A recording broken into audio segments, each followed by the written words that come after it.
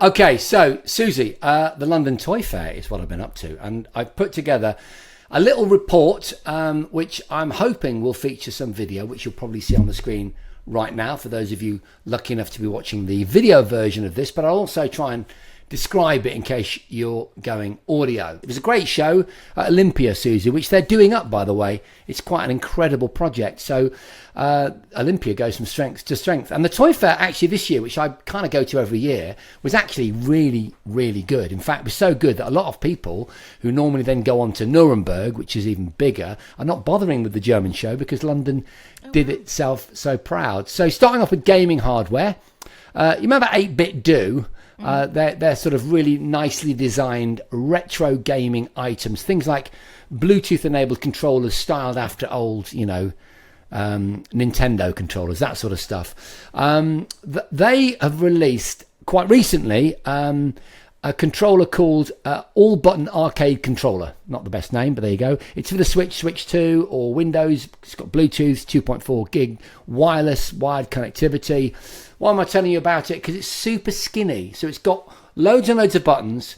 It's got kind of competition grade Sanwa, I think is the brand that everyone wants to have. So the spring of the button is kind of, for the geeks that are really bothered about it, is very accurate.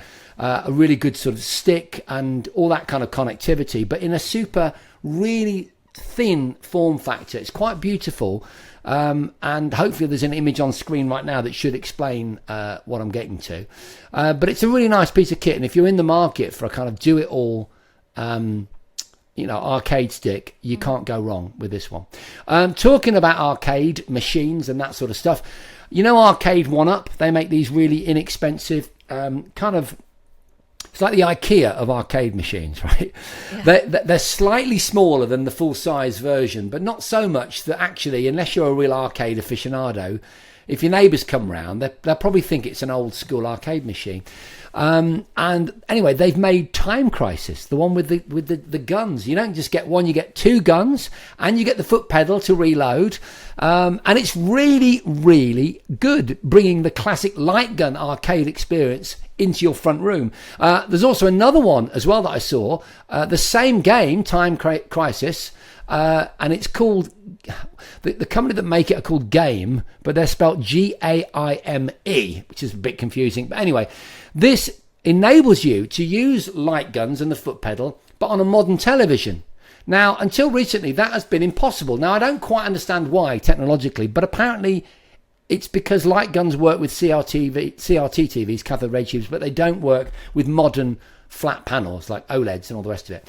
But they do now. So I played on both. I've got to be honest, I felt that the 1-Up arcade version of Time Crisis was better, but that's just maybe because I'm a bit old school. Now, are you into darts, Susie? I have actually got a darts board. Have you? I won it on House of Games. I knew there'd be a darts story. What if the old Gadget show producers was mad on darts, wasn't she? Do you remember? Was she? Yeah, Karen O'Donovan. She was really into darts. Yeah, anyway, she loves anything like that. Well, there's been something of a British renaissance around darts. It's become very, very popular, and there's a company called Target Darts. Massive on TV. Massive. They've made this great dartboard, which isn't brand new for this year's show. It's called the Nuke. Anyway, more importantly, they've made something called the Omni, which is an LED light surround for your dartboard. But get this, it enables you to keep score on an app, and for other people that have the same technology who are not in the room to join you for a game of darts. Does that make sense? So it's digital multiplayer darts. It's so cool. I think easy the app, as well. Really easy, and it's got to be a thing that you get into darts, but you don't always have mates around that can play it. So now you can give it the multiplayer digital experience using the Dart Counter app and the Omni dartboard surround from Target. They're called Target. I was just trying to remember what the name of the company is.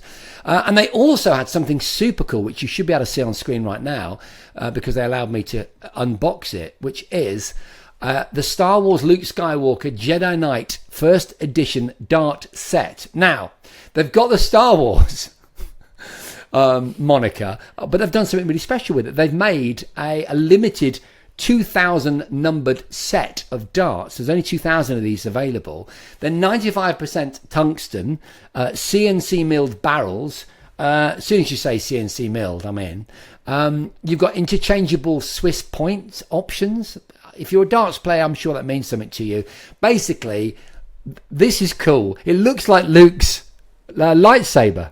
Really beautiful thing. Comes in a massive box. I was really seduced by it, even though I'm not a darts player. Okay. You were talking about Luke Skywalker, but I've got Luke Littler on my mind because you're talking about darts. I mean, there's a slight difference between the two. Yeah, but maybe not as different as you think. You probably know that I went through the kind of Nerf phase with my kids, and that's now evolved to water pistols. And there's been something of a kind of arms race in the water pistol world of recent years. Have you seen these little gel balls that you can now get? No. So they're all the rage. Mechanic, digital water pistols are a thing. Mechanical, rather. Battery powered. And now a company called Spira, who were there, I think they were German, because they all spoke German. They were really keen to show me the Spira Go, which is a small automatic electrically assisted water pistol. That's cool. The Spira Dash, which, if I remember the facts correctly, has a 700 milliliter tank, and you pump it in a bucket to fill the tank, but you only get 15 shots out of it. So imagine that. 15 into 700, whatever that is, that's how much water you're chucking. It's a great bit. It's like a shotgun of water. Really, really cool. High power water gun, but not as cool as the Spira Gravity. All of these, hopefully, are floating on your screen if you're watching the video version of this podcast. This thing, Susie, you load it with magnetic water bomb balls. So these are like two halves of a sphere. Put them, in your bucket. Put the magnet together. You've now got a sealed spherical water bomb. You whack it into the breech. You cock it and you shoot the bloody thing, and it fires water bombs. It's so cool. You can imagine why I got excited about it. They had a kind of firing range on set. I was excited about that, but not quite as excited as I was about the 1/43rd scale RC Drift Racer by Real Performance Machines. Now, for those of you listening, I'm going to describe what you should be seeing on the screen otherwise, which is it's about the size of my hand, a little Tokyo Drift type car, Susie. And it goes a real pace. It bombs around and you can control the drift, which I attempted to do on the floor of the show. And I love this. The idea of me getting a couple of these on the dining room table fills me with absolute joy. Okay, but the star of the show has to go to a company called RoboSen. What they've unveiled this year is described as the world's first fully transforming Decepticon Soundwave. Now, just to get you focused on this, the Soundwave were a range of Transformers, I'm guessing Decepticons, who transformed into the shape of musical hardware. Now, I had one of these back in the day, a small, I'm sure it was metal, but it might have been plastic, like a cassette, right? This is, if you can imagine a 1980s cassette player. So it looks like a cassette player. Yeah, like my We Are Rewind cassette player. Like We Are Rewind, but it's more of a boombox, but a small one, right? Okay, right, got you, yeah. Okay, not that small, about the size of a loaf of bread. And it's on the side, and you can cast to it via Bluetooth, get it to play your tunes. It's a Bluetooth speaker. But then, when all your mates are around, you could say to it, I think you said something like, Decepticon, transform. It hears your voice. It transforms into a robot and starts shooting a laser gun. It's really cool. You can also do that via buttons or an app, and you can program your own dance moves into it. It's not cheap. I think we're talking something quite near £1,000. So we're not talking about a cheap little toy here. It's a real collector's item. But actually, in terms of the digitization of toys and where it's all going with robotics and voice control, I think it's rather cool. You can also record into it, so it acts just like a real cassette player. Wow. It sounds like there are some amazing things there. And, as you kind of open this by saying it was mind-blowing. I mean, that Star Wars darts board, I mean, I think they've massively over-diluted their brand to a degree. But I think if there's only 2,000 of those made, that's going to be such a collector's item. I mean, I'm assuming they've all gone already. They must have all been snapped up. the whole sell with it was that it's, expertly engineered, and I guess therefore it's going to fly better. I don't know. And it uses the Force. Okay, 2 more things to tell you. A beautiful brand that I saw called Candy Lab. I'd never come across this before. Apparently, it was a Brooklyn-based, so an American dad who was kind of mourning the fact that toys, in his eyes, weren't stylish or beautiful enough, or traditional, right? So he decided to make some wooden cars, and what he's come up with is this incredible collection of exotic vehicles that include things like the NASA, the NASA van that took the 1960s astronauts out to the platform, like the beautiful silver Airstream type thing, or food vans like with a donut on top, or a hot dog van, a fries van, a waffles van, a hamburger van, all kinds of cool hot rods, but done in a really naive, cartoony style. And this year, they've added to this beautiful collection of things that any adult would want to just own them and put them on the shelf. They're just beautiful, let alone kids. They've come up with something they call the Roadworks track modules. So these are now pieces of track that clip together. They use gravity, but they've got loop-the-loop and jumps and things like that.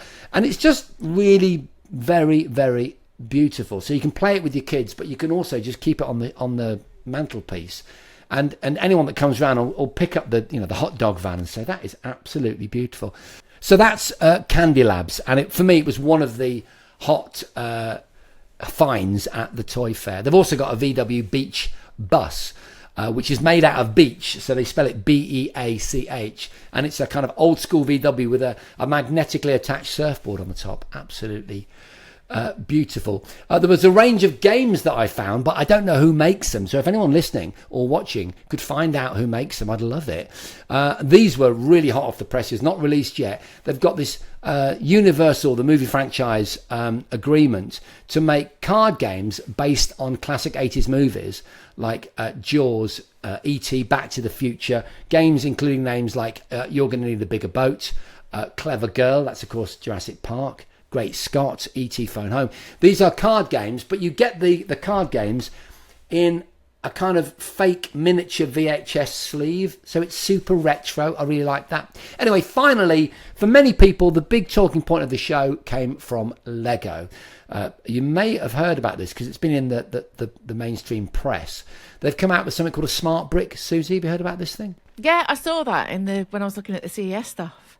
Yeah, so it's interesting. It looks, to all intents and purposes, like a normal Lego brick, and you think to yourself, what's the big deal? And just by the way, I had to sign a non-disclosure agreement and go into a private room. It was really serious, so I can't talk about some of the stuff that I saw, but maybe we could bring it up in a future episode of the Gadget Show podcast. So I'm going to tell you what I can say, okay, which is all rather exciting, isn't it? So the smart brick interacts with smart tags or mini smart figures, and so, for example, let's say you got a Star Wars flying machine like a TIE fighter or an X-Wing or something, and it had the right tag. You would whack the smart brick into it, and suddenly it's got a little synthesizer, not pre-recorded sound, Susie, but a synthesizer that reacts to flying. If you move it around, the engines make different noises, or if you push a little trigger, the smart brick knows you're pushing a little trigger, and it shoots the guns and makes all the lights flash. So it gives you a kind of digital interactivity to otherwise, dumb creations. So it's quite clever, really, how they've integrated the way that so many other toy brands are going digital into something as simple as a brick that's kind of pretty much infinitely expandable. It's a really good idea because it means you can make anything and you can bring it to life, which I quite liked, actually. I think it's quite a smart piece of kit. But yeah, I think it's quite significant as well with Lego doing that, because obviously they're so successful as a toy maker globally. Generally coming in at number one on a yearly basis to move forward, with something digital like that. I think that says a lot, and they're obviously looking at the future and what they can do, which is fascinating, rather than just doing, using brands to build Star Wars or whatever it is, looking a bit further than that. So that's interesting, isn't it? Yeah. Yeah, but they've apparently been working on it for many, many years, and they were very proud of it. And I have to say, I was quite excited by what it can do. So maybe we'll come back with a bit more detail in a future episode of the Gadget Show. Anyway, that was the London Toy Fair 2026 from a gadget hunter's perspective.